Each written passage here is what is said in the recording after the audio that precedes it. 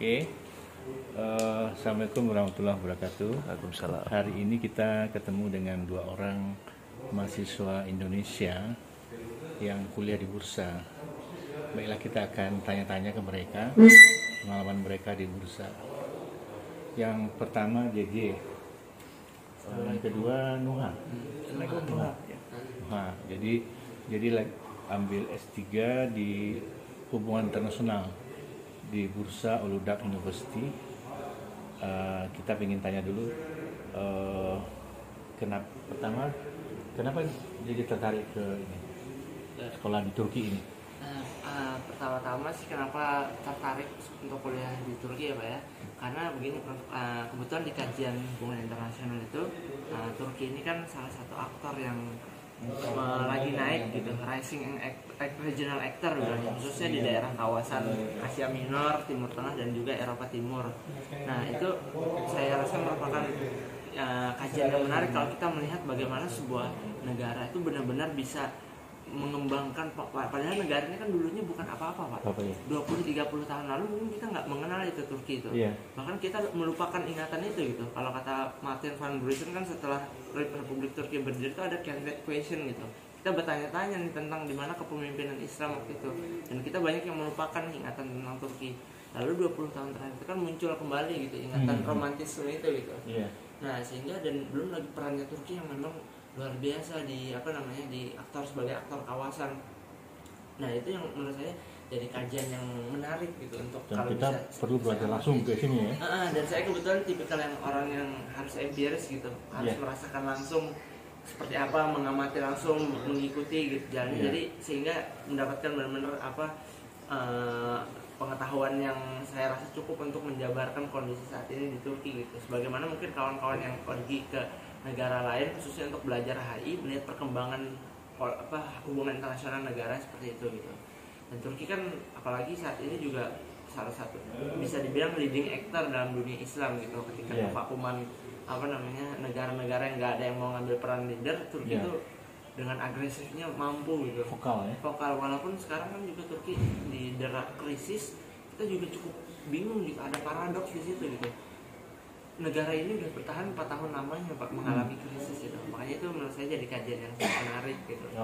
Jadi dan lagi pula ada skema beasiswa yang memudahkan kita untuk datang ke sini, bahkan tidak cuma dari negara gitu. Bahkan dari Islamic Development Bank juga menyediakan untuk kuliah di Turki, pun juga dari negara kita yang PDP, dan lebih ada juga skema lokal dalam artian bisa mencari beasiswa dari lembaga wakaf atau langsung dari universitasnya. Dan yang lebih menarik lagi di sini bisa double scheme. Jadi misalkan kita udah dapat beasiswa, misalkan saya dapat beasiswa dari pemerintah Turki, saya bisa ambil Erasmus juga ke Eropa atau ke Asia, mengambil beasiswanya Maulana Maulana, atau sekedar exchange di dalam negeri dengan skema Farabi namanya. Seperti itu. Banyak peluang ya. Terus suka dukanya sendiri gimana kuliah di Turki ini? Kalau suka dukanya sih sejauh ini kan karena hidup berkeluarga ya. Awal-awal itu kita yang paling sulit itu memang adalah masalah makanan. Masalah makanan dan kebiasaan. Nah kebetulan kultur gastronomi orang Turki ini kan memang sudah terbentuk ratusan tahun. Mereka makan sup, makan roti, makan daging tanpa rempah gitu kan. Bahkan garam dan black pepper aja kita yang tambahin sendiri gitu. Nah itu yang awal-awal, dan makan yogurt pakai daging itu yang awal-awal bagi kita tuh sulit sekali. Saya aja butuh waktu 1-2 tahun untuk menyesuaikan itu gitu. Tapi ya lambat laun akhirnya lidah kita juga bertoleransi. Tidak cuma kita menghadapi orang misalkan non muslim yang bertoleransi, tapi lidah kita juga menghadapi makanan yang toleransi. Dan juga tadi terkait kebiasaan orang Turki atau pada umumnya itu yang banyak juga terjadi perbedaan di antara kita gitu. Nah itu yang melatih lagi-lagi diri kita untuk bisa kayak pepatah Minang, adaptasi di mana bumi dipijak di situ lagi dijunjung gitu kan. Nah, jadi kita bisa lebih menajamkan lagi maksud dari pepatah itu seperti apa dalam tataran prakteknya. Itu sih mungkin ini yang terima kasih JJ yang sudah menyampaikan pengalamannya. Kemudian kita minta juga Nuha. Kenapa Nuha tertarik dengan ini kuliah di Turki ini? Waktu di Indonesia dulu ya, Iya. waktu di Indonesia dulu tuh memang pengennya tuh ini sih, Prof. Mencoba tantangan aja sih. Mencoba tantangan, kebetulan waktu itu ada peluang dapat beasiswa juga satu. Oke. Terus kemudian ya kenapa enggak kita coba aja di Turki. Waktu belum tahu Turki sama sekali, Prof. Dan saya belum pernah keluar negeri sama sekali.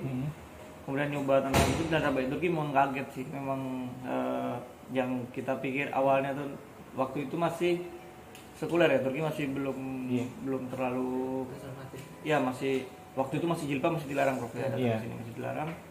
Orang masih pakai wig. Iya, oke. Pakai wig. Tapi udah banyak mulai orang pakai berjilbab. Sudah mulai banyak ini istilahnya udah mulai bangkit lah perlawanan terhadap ketidakadilan waktu itu.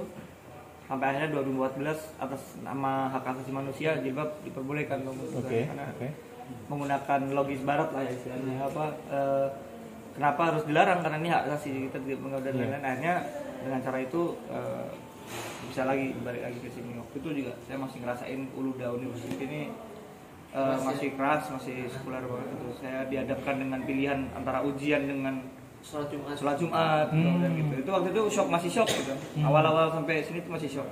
Jadi waktu itu minat cari tantangan, tapi sampai sini kok tertantang sekali gitu. Tantangannya terlalu tinggi gitu. Berat sekali gitu. Masih ketika di sini masih LGBT masih menjadi ini resmi, komunitas resmi kampus. Oke.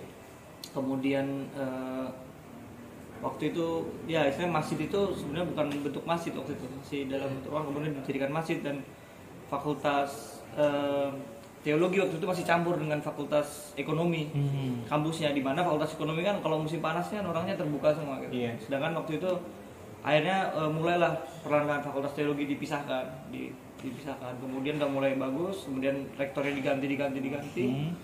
Kemudian kebijakan Islam sudah mulai udah mulai rapi lah gitu. Walaupun banyak sekali pertentangan waktu itu, banyak demonstran waktu dibuat masjid Taksim. Iya.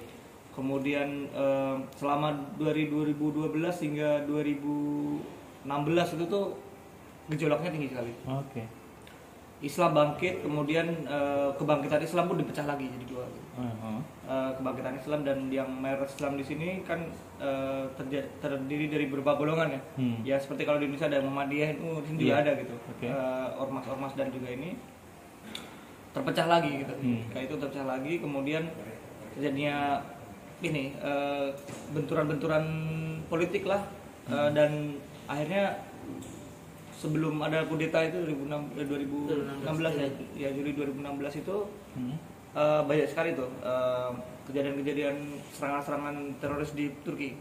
Kayak pengeboman di Masjid Sultan Ahmed, Ulu Jami, kemudian pembunuhan terhadap orang-orang Israel yang memicu banyak sekali hal inilah. Kemudian orang-orang Jerman, pokoknya banyak sekali bom bunuh diri untuk mengamini keamanan Turki. Kemudian ya akhirnya 2016 kudeta, tapi itu akhir dari gejolak Turki. Setelah 2016 itu Turki tergolong aman. Tapi tumbalnya adalah ekonomi Turki. Ekonomi Turki jadi semakin terpuruk, dan sekarang kita merasakan sendiri bahkan dari awal sampai sekarang. Dari awal saya 1 lira itu 5.000, sekarang 1 lira itu 800. Dan itu jarang banget naik gitu. Pasti turun terus, dia naik dikit turun lagi. Setiap tahunnya turun. Yang jelas. Sejak tahun 2016. Sebenarnya sejak awal, sejak tahun 2013-14 tuh udah mulai turun-turun pelan-pelan. Tapi setelah 2016 tuh anjloknya jauh banget. Oke, Prof. Iya. Sekian laporan dari udah Iya. ada lagi. Oke, terima kasih Nuha dan JJ. Kita senang di sini dan mudah-mudahan Anda semua sukses dan tetap cinta NKRI. Gitu ya. Itu yang penting ya. Ya. Oke. Bye bye. Bye bye, sampai jumpa.